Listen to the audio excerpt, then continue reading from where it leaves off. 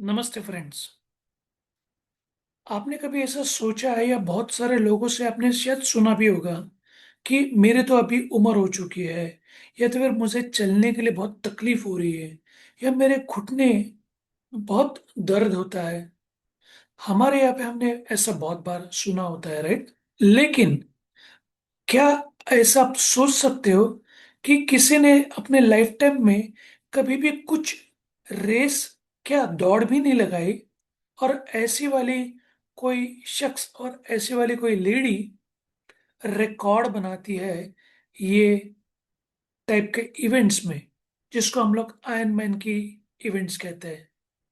आपने ये पीछे जो फोटो देखी है ना, ये इनका नाम है मैथुन अब्दर। 1930 में यूएस में इनका जन्म हुआ, और अभी वो 95 प्लस ईयर की है।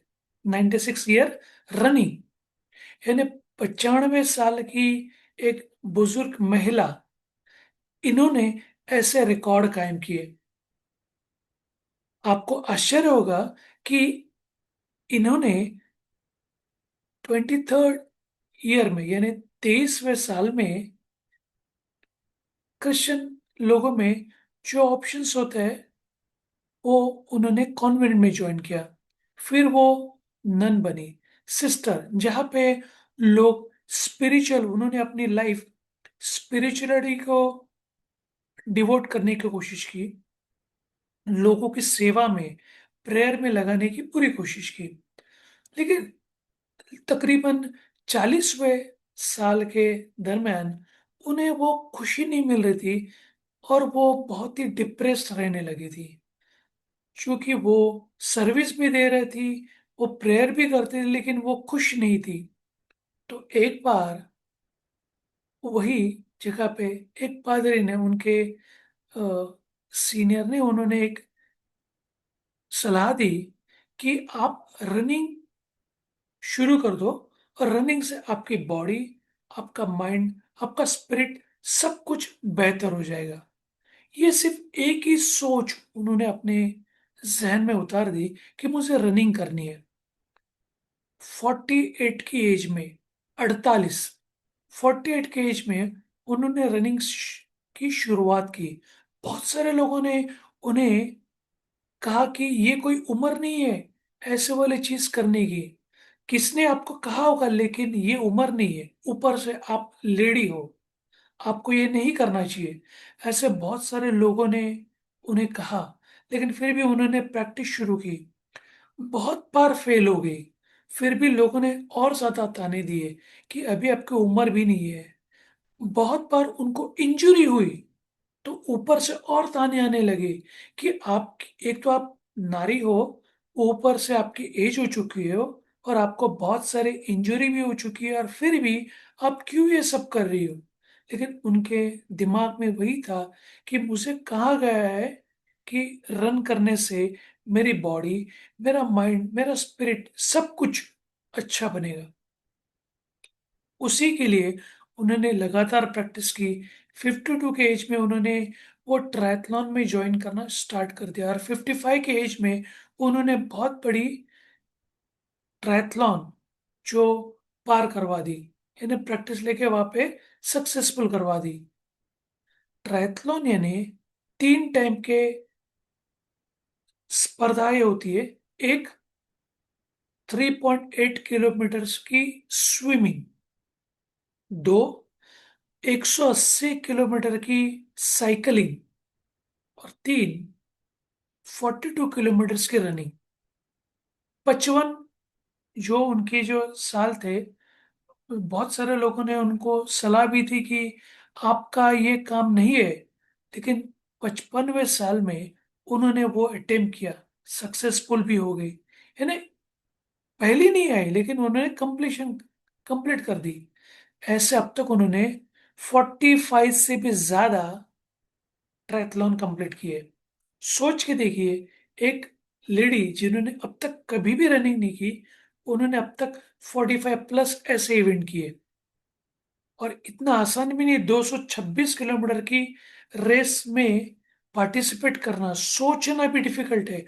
उनसे 1/3 1/4 के एज के लोग भी सोचने में उन्हें दिक्कत हो गई, या तो फिर पार्टिसिपेट करने के बाद भी वो कंप्लीट नहीं कर पाएंगे, लेकिन उन्होंने वो कंप्लीट कर दी। और फिर सिलसिला चालू है। 60वें साल में, 70वें साल में, 80वें साल में उन्हें लगातार ये कोशिश की ट्रायथलॉन में ज्वाइन करके कंप्लीट करने की। और हर बार उनके लिए अलग अलग एज, नए नए एज स्टार्ट करने पड़े, क्योंकि वो टाइम पे ऐसे वाले एज को कंसिडर किया ही नहीं जाता था।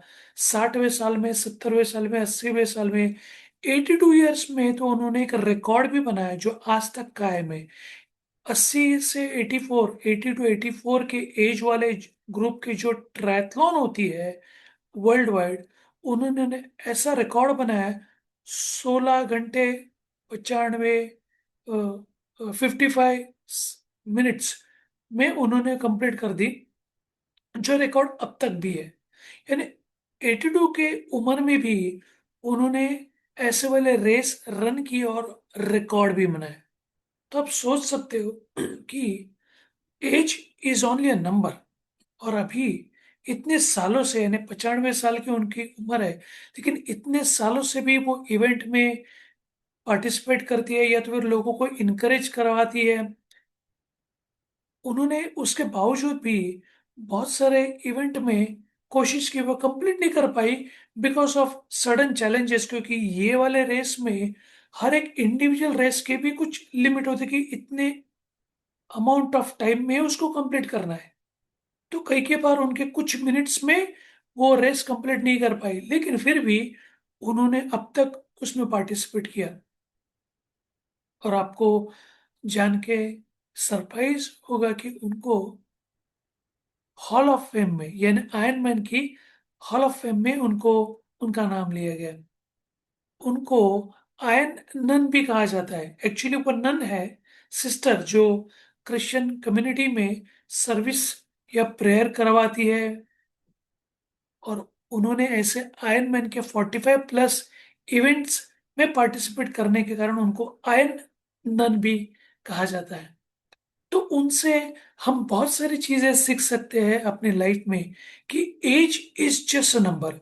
जो यहाँ पे लिमिट है वही आपका लिमिट है, अदरवाइज कोई लिमिट नहीं है।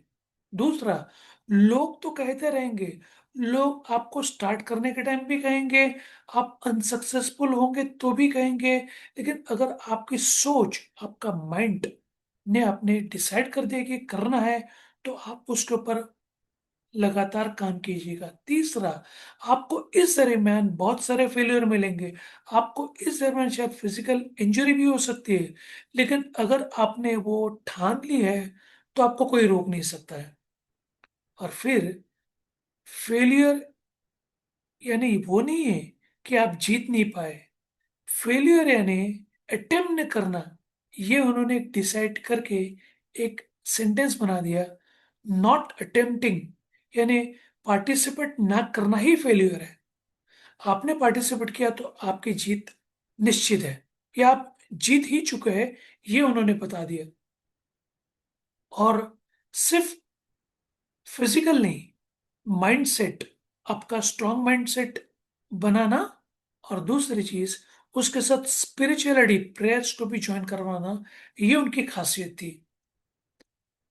कुछ चीज है लाइफ में, हम लोग बोलते हैं कि उसके पास टैलेंट है, लेकिन अगर आपके पास डिसिप्लिन है, कंसिस्टेंसी है, तो डिसिप्लिन और कंसिस्टेंसी, ये दोनों ही टैलेंट को बीट करते हैं।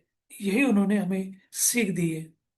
तो ऐसे वाले लोगों से जो इंस्पिरेशन हमें मिलता है, उससे हम कोई भी फील्ड में है, मैं ये नहीं कह रहा हूँ कि आपको ऐसे टाइप के आयरन मैन के इवेंट में ही पार्टिसिपेट करना है जी, लेकिन जो भी काम में आप इंटरेस्टेड हो, अगर आपको कोई कहता है कि ये एज की वजह से आप नहीं कर सकते हो, या आपको आप बहुत सारी इंजरीज है, या आपके फिजिकल लिमिटेशंस है तो आप नहीं कर सकते हो, तो इनकी स्टोरी आपके सामने लेके आओ। फिर आपको पता चलेगा कि एज सिर्फ एक नंबर है।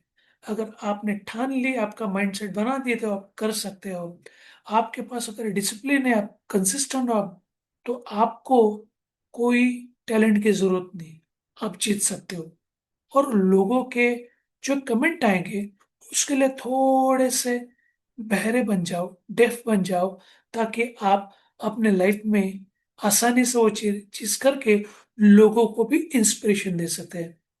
होपफुली आपने इनके लाइफ से बहुत सारी चीजें सुनी भी होगी, समझी भी होगी, और आपको इंस्पिरेशन भी मिला होगा।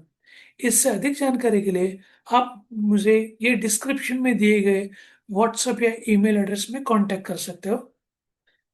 नेक्स्ट टाइम 7 या 10 दिन के बाद में पुनः मिलेंगे ऐसे वाली इंस्पिरेशन स्टोरी या तो फिर बुक समरी या कुछ नए लर्निंग के साथ। तब तक के लिए धन्यवाद। Thanks and bye for now.